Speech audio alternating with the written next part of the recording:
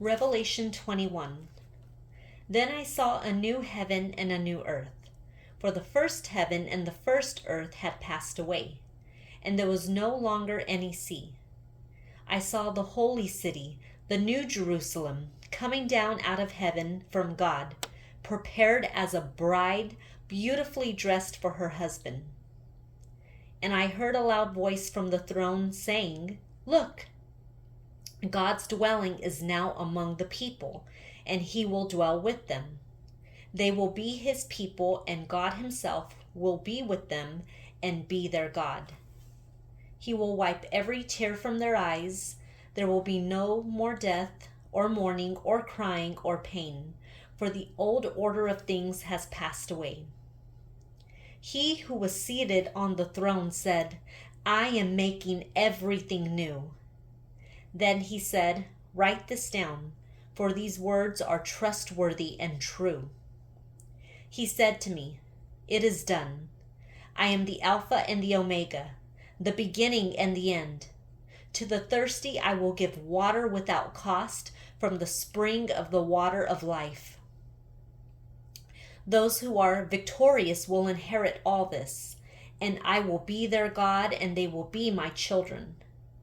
But the cowardly, the unbelieving, the vile, the murderers, the sexually immoral, those who practice magic arts, the idolaters, and all liars, they will be consigned to the fiery lake of burning sulfur. This is the second death." One of the 7 angels who had the 7 bowls full of the 7 last plagues came and said to me, "Come, I will show you the bride, the wife of the Lamb."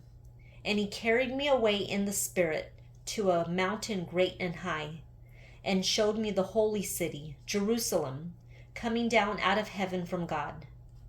It shone with the glory of God, and its brilliance was like that of a precious jewel, like a jasper, clear as crystal. It had a great high wall with 12 gates, and with 12 angels at the gates. On the gates were written the names of the 12 tribes of Israel. There were 3 gates on the east, 3 on the north, 3 on the south, and 3 on the west. The wall of the city had 12 foundations, and on them were the names of the 12 apostles of the Lamb. The angel who talked with me had a measuring rod of gold to measure the city, its gates and its walls. The city was laid out like a square, as long as it was wide. He measured the city with the rod and found it to be 12,000 stadia in length, and as wide and high as it is long. The angel measured the wall using human measurement, and it was 144 cubits thick. The wall was made of jasper, and the city of pure gold, as pure as glass. The foundations of the city walls were decorated with every kind of precious stone. The first foundation was jasper, the second sapphire, the third agate, the fourth emerald, the fifth onyx, the sixth ruby, the seventh chrysolite, the eighth beryl, the ninth topaz, the 10th turquoise, the 11th jacinth, and the 12th amethyst. The 12 gates were 12 pearls, each gate made of a single pearl.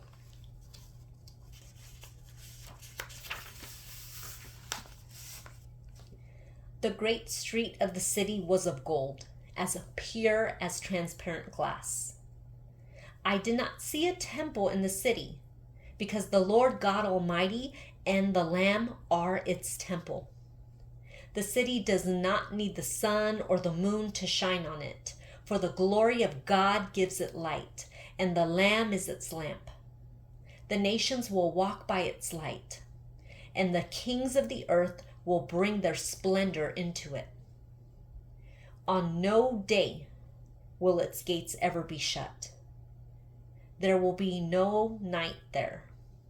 The glory and honor of the nations will be brought into it.